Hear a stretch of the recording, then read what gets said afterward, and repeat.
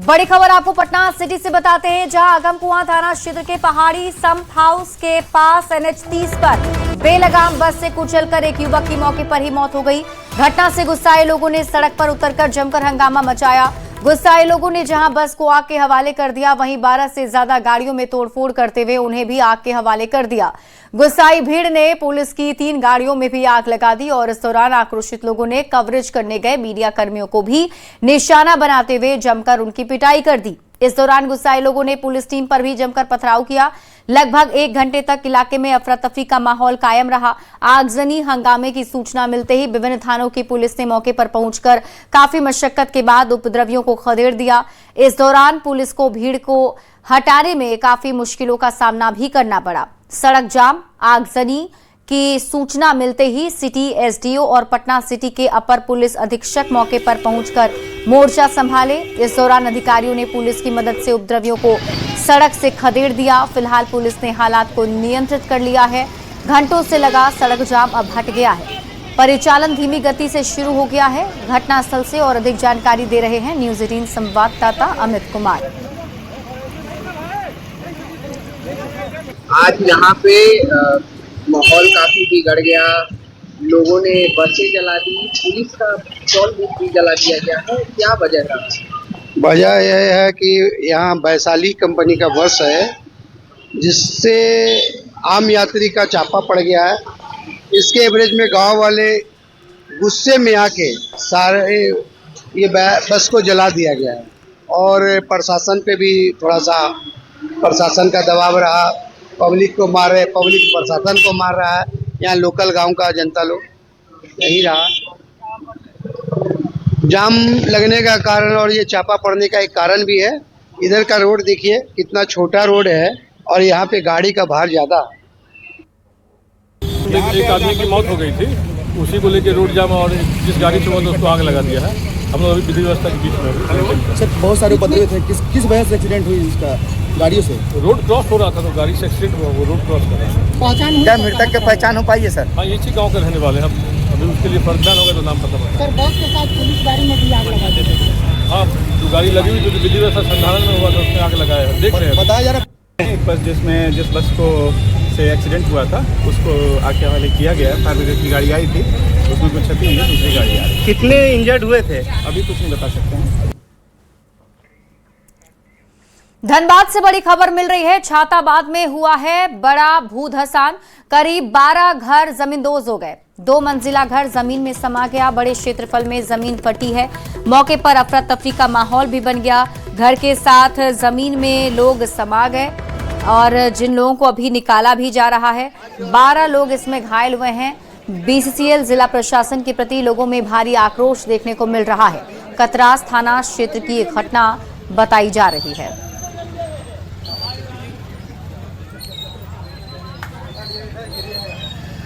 पटना में आज बिहार संग्रहालय का 11वां स्थापना दिवस समारोह मनाया जा रहा है, जिसके लिए एक विशेष कार्यक्रम का आयोजन किया गया।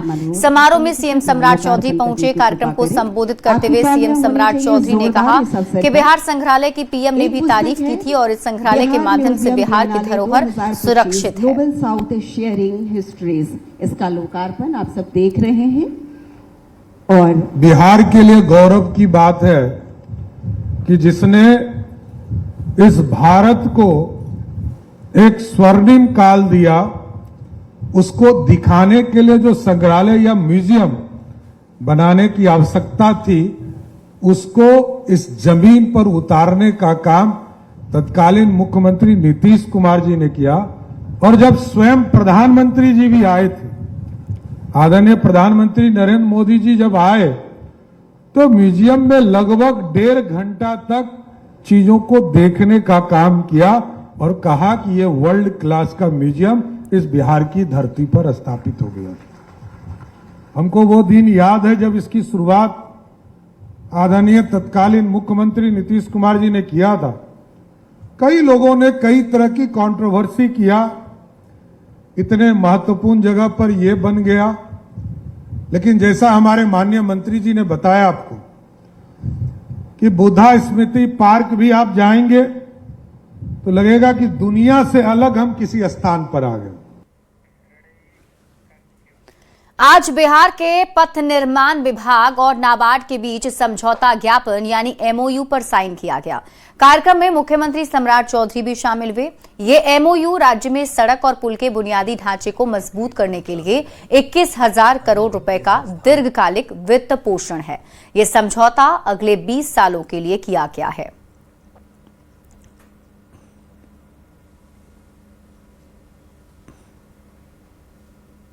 चाहे वो कोऑपरेटिव का सेक्टर हो, चाहे वो पशुपालन का हो, मत्स्य पालन हो, और ठीक है आपने जो ये ग्रेन्स को रखने के लिए जो गोदान बनाने हैं, तो वैसे हम लोगों ने उसमें ऐड किया है कि पीपीपी मोड पर भी हम जाएंगे, लेकिन आपका भी सहयोग लेंगे। तो पूरा एक तैयारी हम लोग कर रहे हैं। नाबार्ड का सहयोग मिले, इसलिए मैंने आग्रह किया है कि 8% से नीचे कुछ आप आ जाए तो थोड़ा बिहार का भला होगा। बिहार की उन्नति के लिए सहयोग करें पूरी तरह कोऑपरेटिव में, और सभी जो आपने जिस भी मुद्दे पे चर्चा किया उसको हम जरूर बिहार के साथ जोड़ेंगे। ठीक है, धन्यवाद।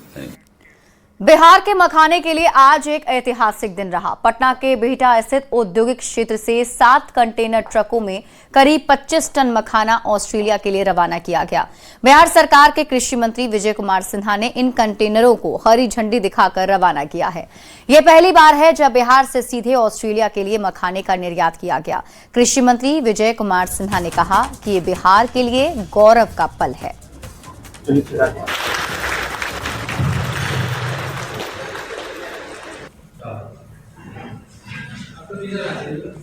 बिहार से ऑस्ट्रेलिया जा रही है 7 कंटेनर में, और ये बिहार को गौरवान्वित करता है। देश के अंदर 90% के लगभग मखाना अकेले बिहार में होता है। बहुत अच्छा लग रहा है। इतने सालों जो मेहनत कर रहे हैं, आज पहली बार देखा। जो हमारा जो इतने सालों से हम मेहनत करते थे, आज पहली बार हम लोगों ने देखा जो मखाना बिजनेस विदेश जा रहा है, सप्लाई हो रहा है। बहुत खुशी की बात है और अच्छा फीलिंग अभी जो है बता नहीं सकते, एक्सप्लेन नहीं कर सकते, लेकिन बहुत खुशी हो रही है। आए हम सब आदमी इनका सबके देखला से हम सब मन खुश भ गलखिन। विदेश हमर लाभा जा रहल है, हमरा सबके एते मजदूरी करे छी, बाल बच्चा में तो कुछ के लाभ नहीं हुई, तो वैसे डाउन छी। दरभंगा जिला का आदमी छी। नेता प्रतिपक्ष तेजस्वी यादव पटना के सरदार पटेल भवन पहुंचे, जहां उन्होंने बिहार के डीजीपी विनय कुमार से मुलाकात की। डीजीपी से मिलने के बाद तेजस्वी यादव ने कहा कि छात्र आंदोलन के दौरान AK-47 के इस्तेमाल पर हमने डीजीपी से बात की है। मामले में डीजीपी ने जांच करवाने का आश्वासन दिया है। आज तक बड़े से बड़े आंदोलन हुए, लेकिन आज तक AK-47 का इस्तेमाल नहीं किया। 3 छात्र जिनको गोलियां लगी, हम खुद स्वयं में जानता जाकर के उनसे भी मिले, उनको आर्थिक मदद भी हम लोगों ने देने का काम किया। लेकिन पूरा पार्लियामेंट में ये बात उठाया जा रहा है, पूरा पार्लियामेंट गर्म है। आज डीजीपी साहब से हमने समय मांगा है और अब तक SP और DM की पर कोई कार्रवाई नहीं की गई है। डीजीपी साहब ने क्या इतना बड़ा घटना जो देश में पहले नहीं हुआ, अब उन्होंने आश्वासन दिया है कि वो कुछ करेंगे। और अब लॉ एंड ऑर्डर की खबरों पर नजर डालते हैं।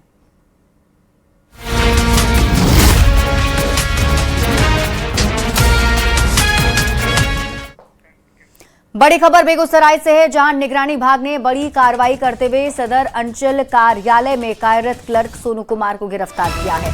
निगरानी टीम ने क्लर्क को 4,000 रुपए घूस लेते रंगे हाथ गिरफ्तार किया। आरोप है कि पानी में डूबने से मृत युवती के परिजनों को मिलने वाले 4 लाख रुपए के सरकारी मुआवजे की फाइल आगे बढ़ाने के बदले उसने 5,000 रुपए की मांग की थी। शिकायत मिलने पर निगरानी विभाग ने मामले का सत्यापन कराया और आरोप सही पाए जाने के बाद जाल बिछाकर कार्रवाई की गई। गिरफ्तारी के बाद आरोपी से पूछताछ की जा रही है। कानपुरा गांव की दौलती देवी की बेटी की डूबने से रानी कुमारी की मृत्यु हो गई थी अक्टूबर 25। उसी में सरकार द्वारा जो 4 लाख रुपया की राशि है उसको मुआवजा के रूप में मिलना था। सदर अंचल के क्लर्क जो है सोनू कुमार आज उसी आरोप में 4,000 रुपया रिश्वत लेते हुए पकड़े गए। समस्तीपुर से बड़ी खबर है। महिला की संदिग्ध मौत से सनसनी फैल गई है। फंदे से लटका महिला का शव मिला है।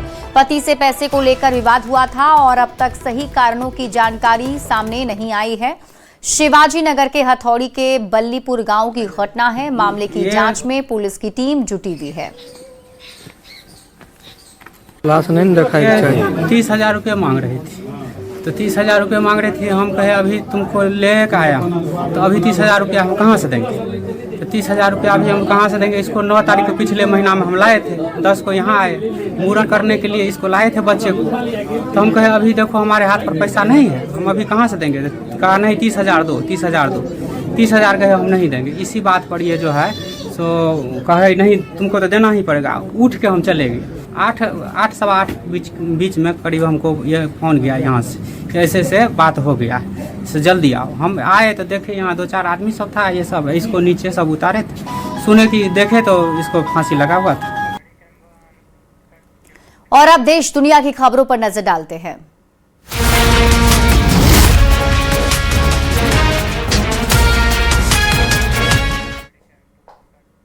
झारखंड में जारी छात्र आंदोलन के बीच सीएम हेमंत का बड़ा बयान सामने आया है। मुख्यमंत्री हेमंत सोरेन ने जेपीएससी जेएसएससी उम्मीदवारों के विरोध प्रदर्शन पर कहा, जो माध्यम है वो हमने बता दिया है और बात करने के लिए हम लोग तैयार भी हैं। सरकार हर छात्र की समस्या का समाधान करने की इच्छा रखती है। तो बड़ी खबर आपको बता रहे हैं। मुख्यमंत्री हेमंत सोरेन ने कहा है कि समस्या का समाधान करने की कोशिश सरकार भी कर रही है। तो मुख्यमंत्री हेमंत सोरेन का ये बड़ा बयान छात्रों के आंदोलन को लेकर उन्होंने कहा कि अब जो माध्यम है वो बता दिया गया है, बातचीत होगी और हल निकाला जाएगा। हमने बता रखा है और बात करने के लिए भी हम लोग तैयार हैं। सरकार हर छात्रों का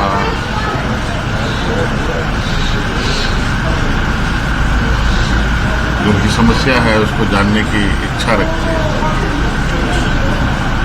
और अब तो हम इस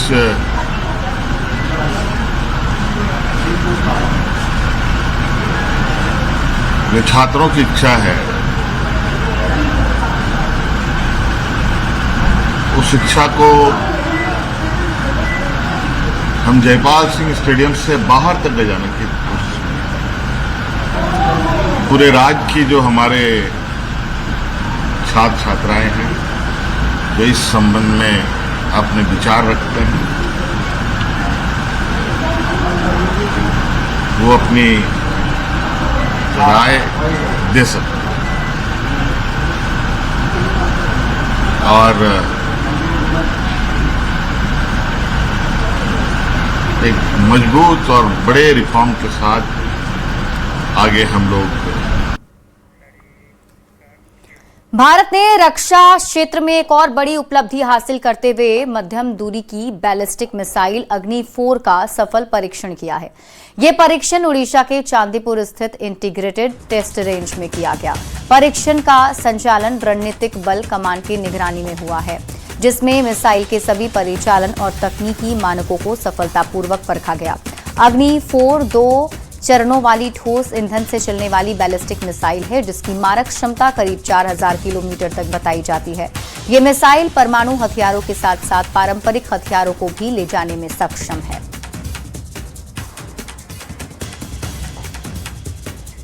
प्रधानमंत्री नरेंद्र मोदी और इजराइल के प्रधानमंत्री बेंजामिन नेतन्याहू के बीच आज गुरुवार को टेलीफोन पर अहम बातचीत हुई। दोनों नेताओं के बीच ये संवाद ऐसे समय में हुआ है जब वैश्विक स्तर पर कई बड़े कूटनीतिक घटनाक्रम चल रहे हैं।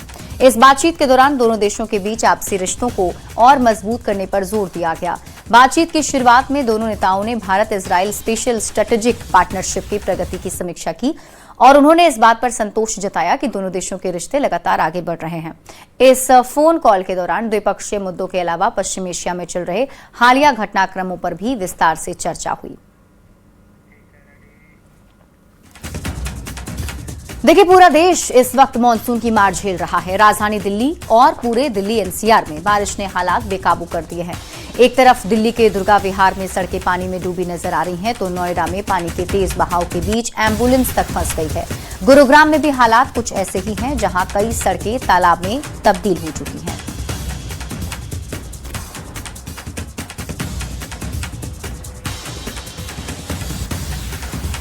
यूपी के नोएडा में लगातार बारिश से हालात बिगड़ गए हैं। कई इलाकों में जलभराव के चलते सड़कें पानी में डूब गई हैं और इस बीच एक एम्बुलेंस भी पानी में फंस गई। जो तस्वीर वहां से सामने आई है उसको देखकर एक बार के लिए तो लगा जैसे एम्बुलेंस किसी सड़क पर नहीं बल्कि दरिया में फंसी हो। एम्बुलेंस के टायर पानी में पूरे डूबे दिखाई दिए। इतना ही नहीं, कई बार कोशिश के बाद भी एम्बुलेंस को ड्राइवर बाहर नहीं निकाल पाया।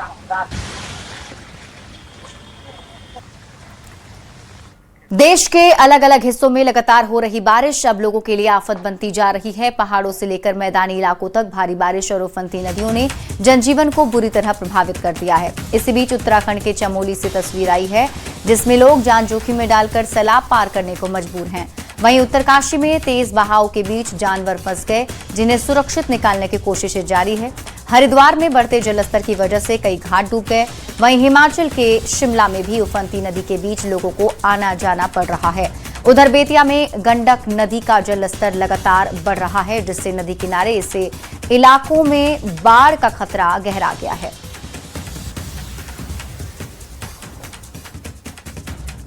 उत्तराखंड के चमोली से एक रोंगटे खड़े कर देने वाला वीडियो सामने आया।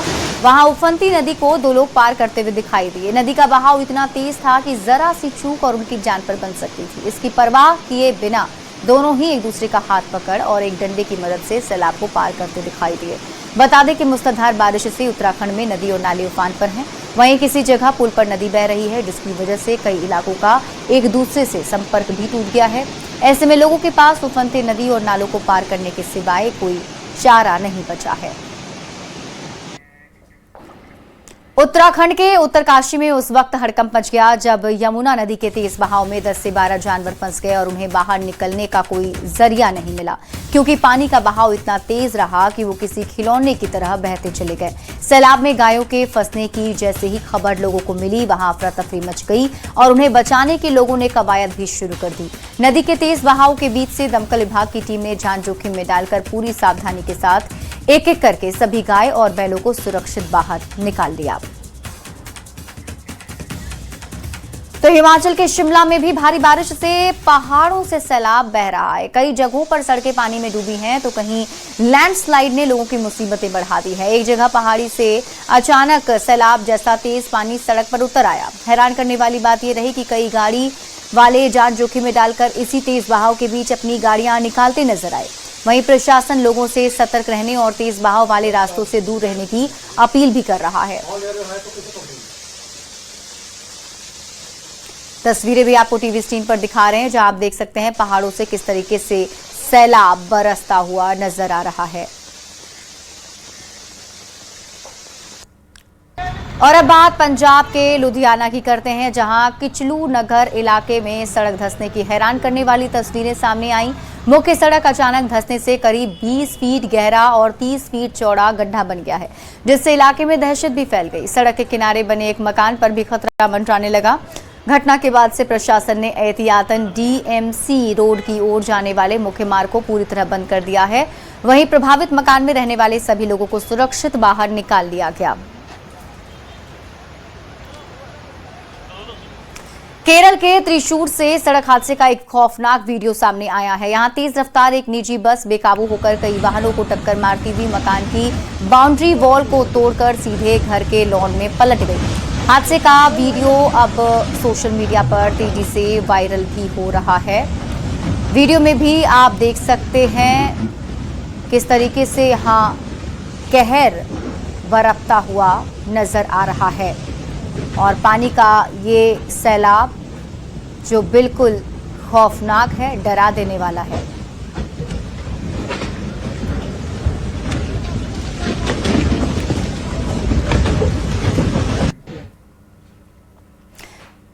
और अगली खबर आपको दिखाते हैं। गुजरात के राजकोट में रोंगटे खड़े कर देने वाला वीडियो सामने आया है। वीडियो में एक आवारा सांड बाइक सवार बुजुर्ग पर हमला करता दिखाई दे रहा है। अचानक हुए सांड के हमले से बुजुर्ग को संभलने का मौका तक नहीं मिला।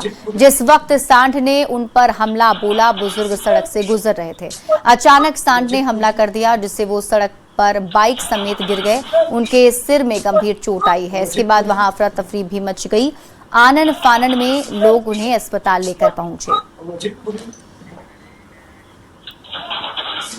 राजस्थान के उदयपुर से दिल दहला देने वाला एक वीडियो सामने आया है। वहां 2 तेंदुए एक रिहायशी इलाके में घुस आए, जिससे दहशत मच गई। वीडियो में भी दिखाई दिया कि दोनों तेंदुए एक घर का गेट फांदकर उसमें घुस जाते हैं। गांव वालों का आरोप है कई बार शिकायत के बावजूद वन विभाग कोई कार्रवाई नहीं कर रहा। जानकारी के मुताबिक इससे पहले तेंदुए कई जानवरों को भी निशाना बना चुके हैं।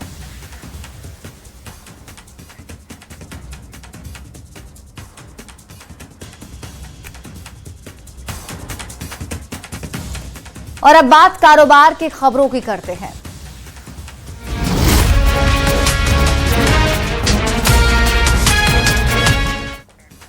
सोने चांदी के भाव में लगातार उतार चढ़ाव देखा जा रहा है। आज भी सोने की कीमत में उछाल देखने को मिला। आज बाजार में 24 कैरेट सोने का भाव करीब 1,49,890 रुपए प्रति 10 ग्राम के आसपास पहुंच गया। वहीं 22 कैरेट सोने की कीमत लगभग 1,37,400 रुपए प्रति 10 ग्राम के करीब है। सोने के साथ साथ चांदी में भी तेजी का दौर जारी है। आज चांदी का भाव करीब 2,56,000 रुपए प्रति किलो के आसपास चल रहा है। पिछले कुछ दिनों में चांदी की कीमतों में भी तेज उछाल आया है। और अब बात खेल जगत की खबरों की करते हैं।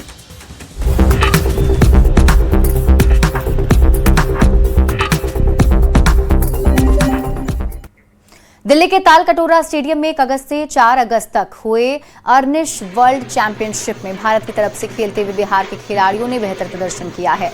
बिहार के खिलाड़ियों ने 19 मेडल जीते, जिसमें 6 गोल्ड, 8 सिल्वर और 5 कांस्य पदक शामिल हैं। बिहार की अंशु ने इस बार भी गोल्ड पदक जीता है। पटना पहुंचने पर बैंड बाजे के साथ अंशु का जोरदार स्वागत किया गया।